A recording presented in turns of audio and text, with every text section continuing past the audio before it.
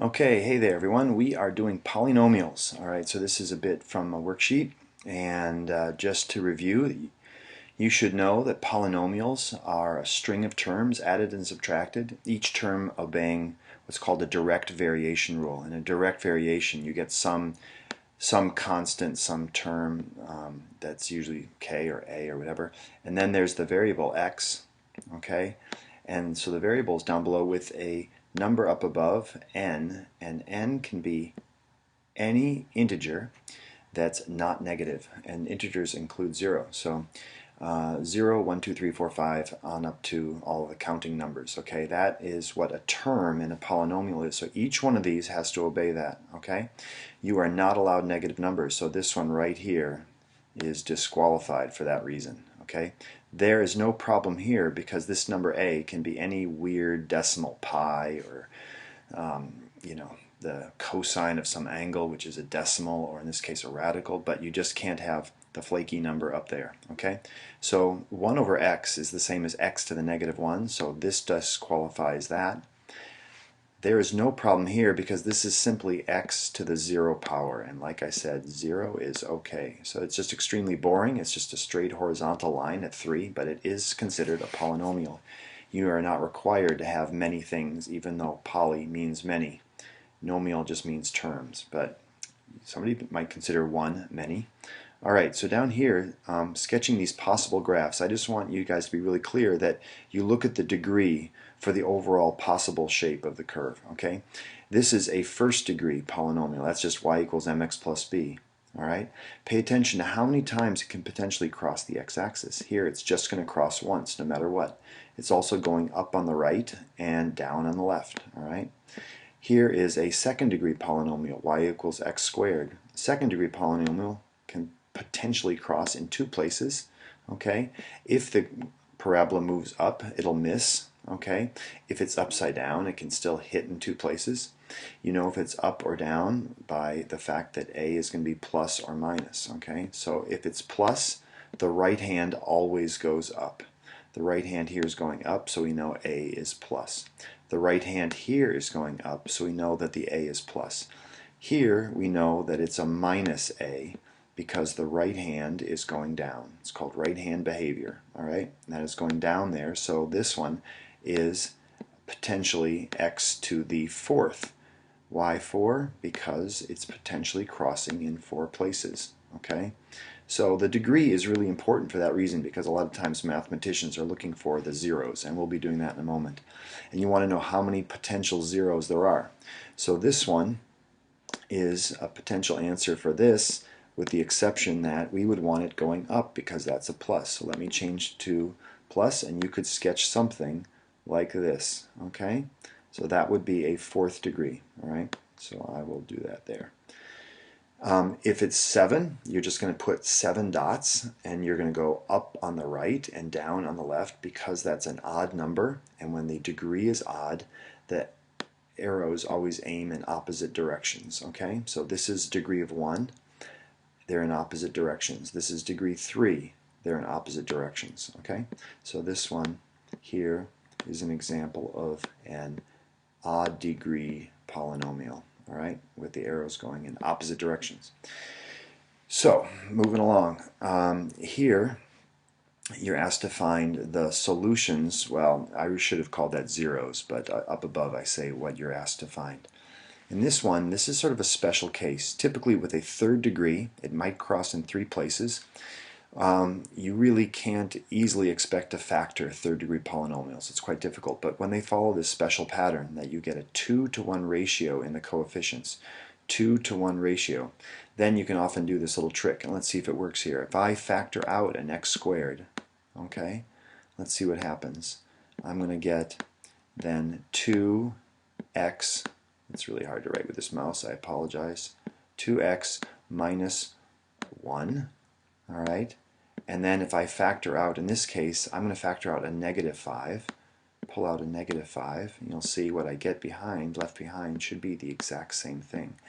2x, oops, nope, I need to factor out 25. What am I thinking? Negative 25 can come out of both of those. Always factor out the most, and I get 2x, wow, that is bad writing, 2x, okay, and then plus should be minus 1 if it works, all right? So this is a typo here then. That should be a plus, all right? That's why you needed to ask me. Because when I distribute that in, I should get minus 50x and then plus 25. If it did factor out like this, then I can actually factor out the common term from this. I can factor this whole 2x minus 1 out, put parentheses around that, and take out a 2x minus 1, and you'll see what's left behind is the x squared minus 25. And having done that, then I would have an easy time factoring that to be x plus 5 and x minus 5. Okay, so if you put that on your calculator, it would have not graphed very nicely because of that little typo with the minus 25. But in this case, if I put a corrected version up and you're working from the corrected version, it should work out. Okay, so you would get zeros then here at 1/2 and at -5 and at +5. So I won't write that out because writing is so difficult. This one now, this is one we're going to use the calculator. Typically with a third degree, you can't just do a little trick like that. You can't factor out an x out of each one. So I'm going to put it on the calculator, go from there. So just to type this in, sometimes it can be difficult, so I thought I'd show you carefully how to do it. If you hit x and then caret and then 3. This is what the new calculators will do. Okay, sometimes you'll see in the older calculators you actually get the caret symbol and 3, and then it's no problem. But if you keep typing, it's going to be up in the exponent. So with the new calculators, you got to hit a right arrow and then do, I think it's minus 7x and then minus 6. Okay, and then when you go to graph, do zoom 6 for your standard window. Okay, that gives you plus and minus 10, and that we've gotten kind of lucky. This is good. You're only missing a little bit down there. I don't need to see all of this space with the negative x's and all of this over here. So if I go to window, it'll be a little bit clearer if I change my window to say maybe -5, and then let's go out to maybe +6, and then let's see a little bit more in the negative department. Maybe let's go -25. And let's then say our scale is going to be little tick marks every 5 units. And now if I look at the graph, hopefully it's going to show up. All right, it does. Well, I'm trying to find these zeros. Where does it cross? All right. If it crosses in a whole number, then that's a good thing because I can divide that out, and that's what I'm going to do. In this case, if you see these are all whole numbers, you might want to check, then you're good, you're done. Okay, and you can write the factors. But let's pretend this one has only one whole number right there. To find that 0, I do second and trace, okay, and option number 2 is 0. All right, so I just have to steer my little cursor over so I'm to the left of the 0 I'm looking for. I'm still to the left of it because it's negative. Once there's a sign change, I know I'm to the right of my 0. Okay, and I can see down there that there's a sign change. I still have to hit enter one more time, okay? And then it tells us the 0 is at 3. 3 gives me 0. Okay? So now that I know that, I can go back and say I'm going to take and divide this x minus 3. I know that's a factor because 3 gives me a 0. 3 minus 3 is 0. What do I multiply this by? What do I multiply this by to give me that? We're just going to do some simple division, just like you do with numbers, but with polynomials. Same exact principle. Here's x to the third, okay, and there is no x squared. Okay, so I'm going to have to put a placeholder, just like we use 0 in like 302.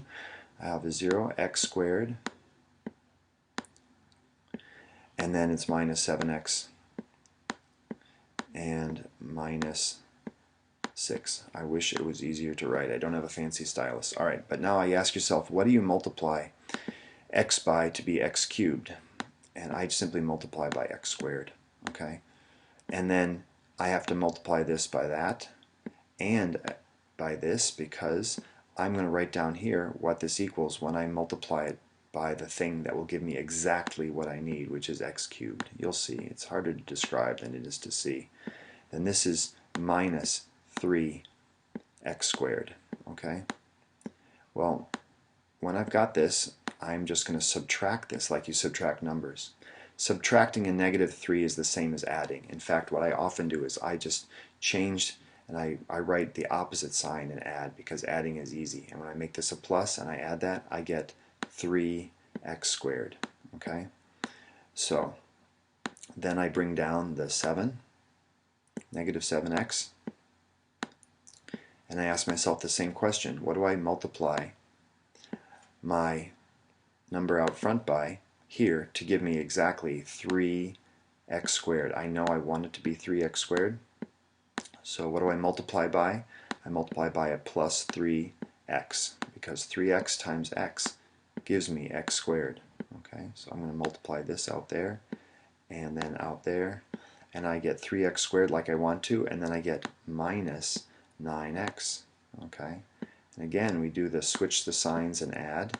Okay, or you can just subtract if you like doing that, and when I subtract I will get positive 2x.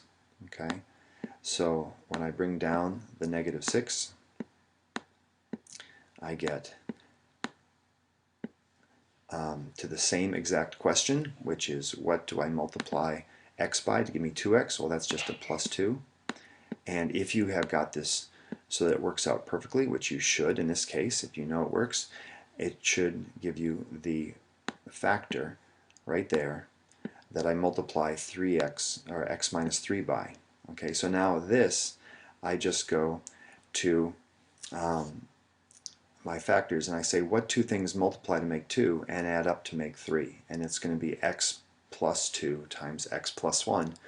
So my other zeros will be -2 and -1. Okay, you can write that down. It just gets so tedious writing with this thing. And then this one is +3.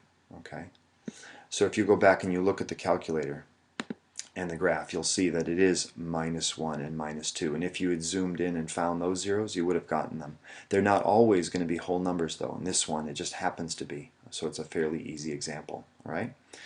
So good luck with that, and we will move on to rational functions.